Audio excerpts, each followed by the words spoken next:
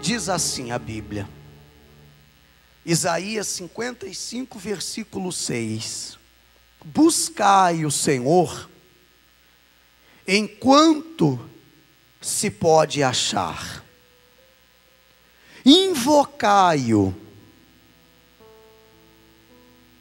enquanto está perto.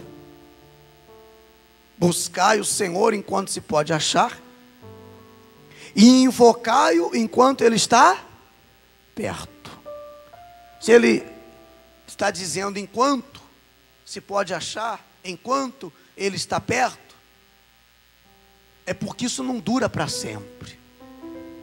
Vai ter um momento, vai chegar uma hora, e não está longe disso, se é que já não chegou para algumas pessoas, que elas vão buscar e elas não vão mais encontrar, que elas vão pedir e elas não serão mais atendidas. E para quem chega essa hora? Para aqueles que desperdiçam as melhores oportunidades que Deus dá a elas. Você sabe que até um momento difícil que você está passando pode se transformar numa grande oportunidade de você se aproximar mais de Deus. Até o momento difícil que você está enfrentando, você pode usar como uma grande oportunidade para ter uma experiência extraordinária com Deus. O meu testemunho pessoal, as maiores experiências com Deus eu tive nos momentos mais difíceis da minha vida, nos momentos mais dolorosos da minha vida, nos momentos em que você não pode contar com ninguém. Sabe, você olha para o seu redor e você não vê em ninguém condições de dar a você o que você está buscando. É o melhor momento para ter um encontro com Deus, uma experiência com Deus. Sabia disso? Porque quando está tudo bem, quando as coisas estão fluindo, é comum, não deveria ser, mas é comum do ser humano relaxar. Se dá o luxo de relaxar, é ou não é verdade? De afrouxar um pouco na fé. Mas ele está dizendo, você quer encontrar? Então busque enquanto você tem tempo. Busque enquanto Ele está perto. Porque um dia pode ser que Ele esteja longe. Você sabe que depois que Jesus voltar e levar a igreja for arrebatada desse mundo, depois da volta de Cristo, até o Espírito Santo será tirado do mundo. O Espírito Santo que consola, que conforta, o Espírito Santo que faz as pessoas sentirem amor, alegria, vai ser tirado desse mundo. E você imagina, se viver nesse mundo, onde ainda habita o Espírito Santo, não no mundo, mas nas pessoas, nos verdadeiros cristãos, porque graças aos homens e às mulheres de Deus, esse mundo não está pior. Graças às pessoas de fé, aos homens santos, às mulheres tementes a Deus, esse mundo não está pior.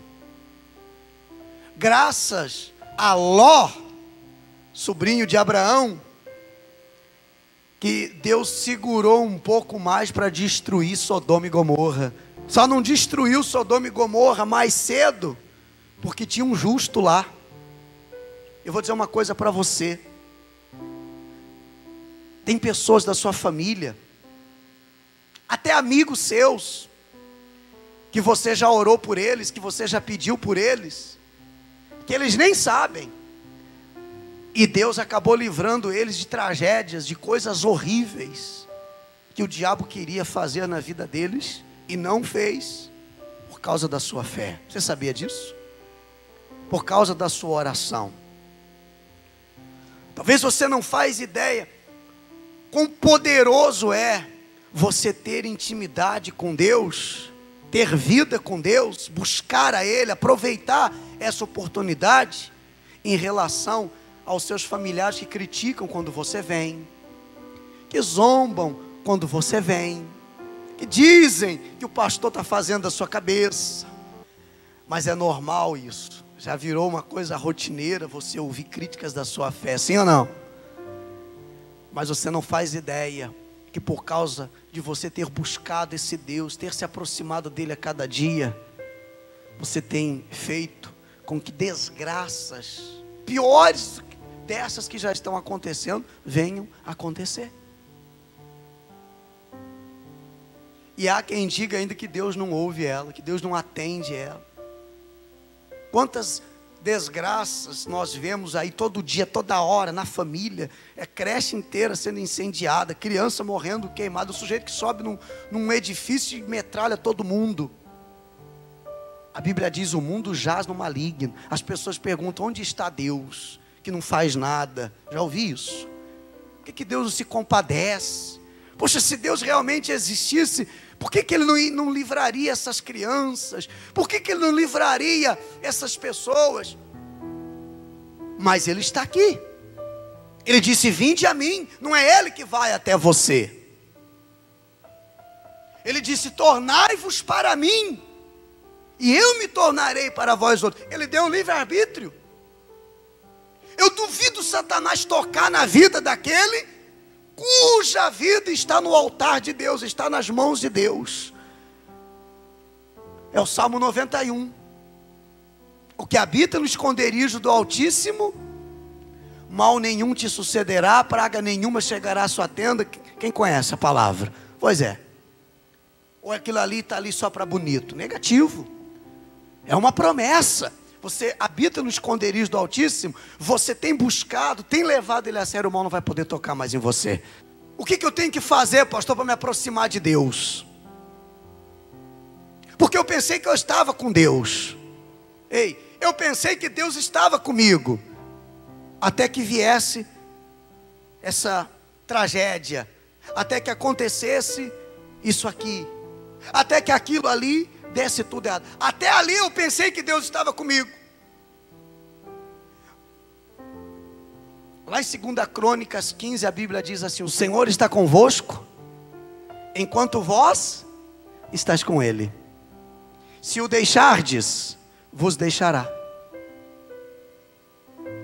Deus está comigo enquanto eu estiver com Ele, buscando a Ele, me envolvendo com Ele, ouvindo a voz dEle, pedindo a direção dEle, confiando nele, crendo nele, sendo fiel a Ele, honrando a Ele.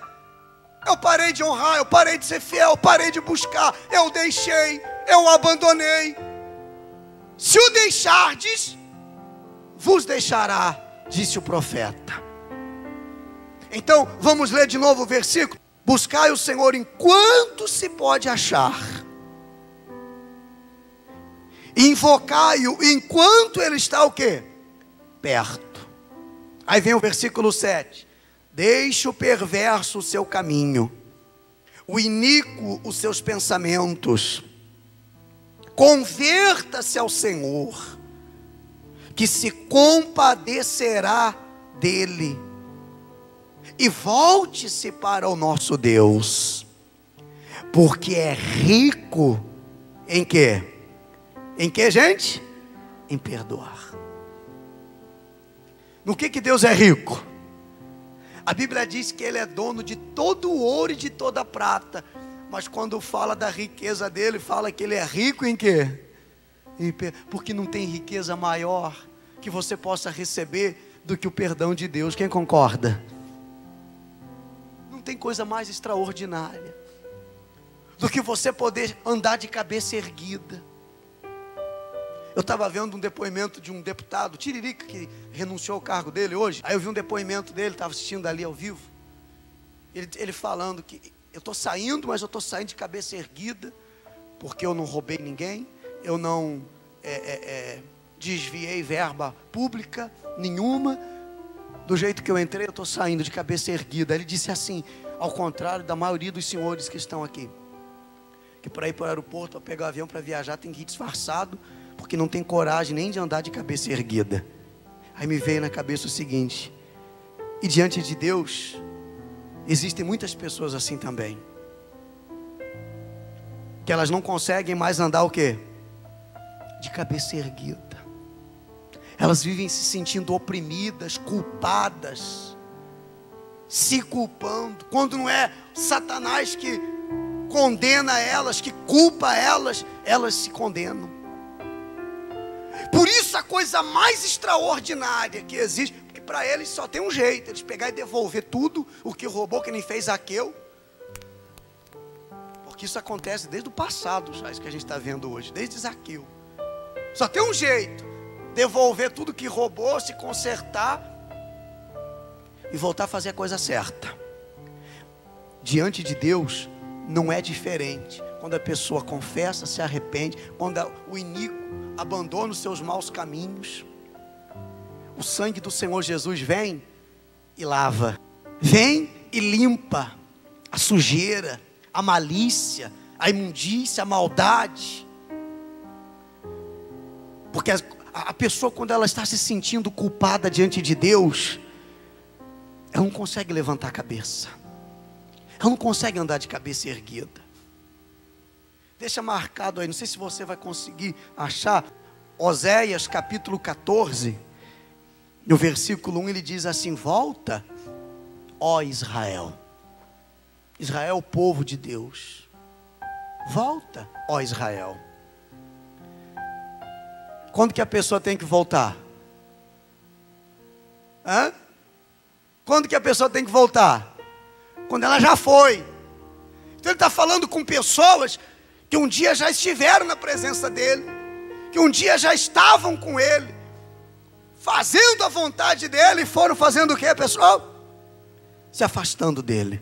Aí ele está dizendo assim: ei, sabe quando a pessoa ficando longe de você, você vai tendo que falar mais alto, e mais alto, e mais alto, para ela poder ouvir, e vai chegando uma hora que ela nem consegue te ouvir mais.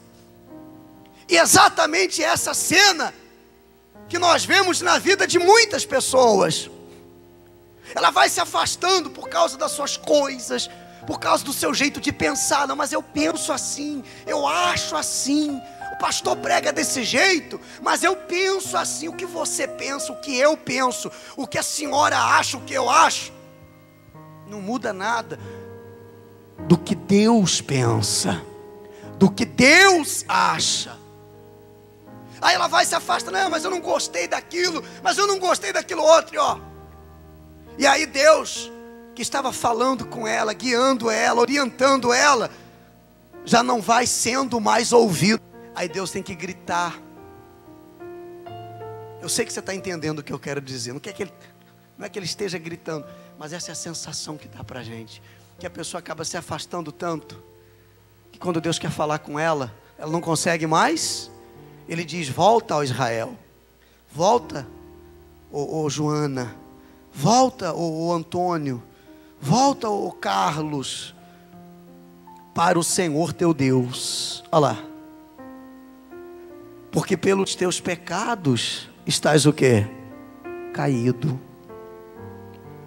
Tende convosco palavras de arrependimento e convertei-vos ao Senhor. Dizei-lhe: perdoa toda iniquidade, aceita o que é bom, e em vez de novilhos os sacrifícios dos nossos lábios. Ou seja, ao invés de você tentar com coisas que faz, caridades que faz, bondades que faz para os outros, porque isso é a nossa obrigação. Ele quer muito mais do que isso. Ele quer muito mais do que... Ele não quer que você seja uma pessoa boa apenas, mas seja uma pessoa de Deus. Tenha um relacionamento com Deus, diga amém. Aí voltando lá, ele diz: deixa o perverso o seu caminho, o iníquo os seus pensamentos, e converta-se ao Senhor, que se compadecerá dele.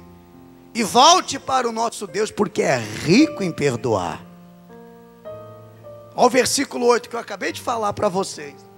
Porque os meus pensamentos, Deus falando, leia comigo: os meus pensamentos não são os vossos pensamentos, nem os vossos caminhos os meus caminhos, diz o Senhor.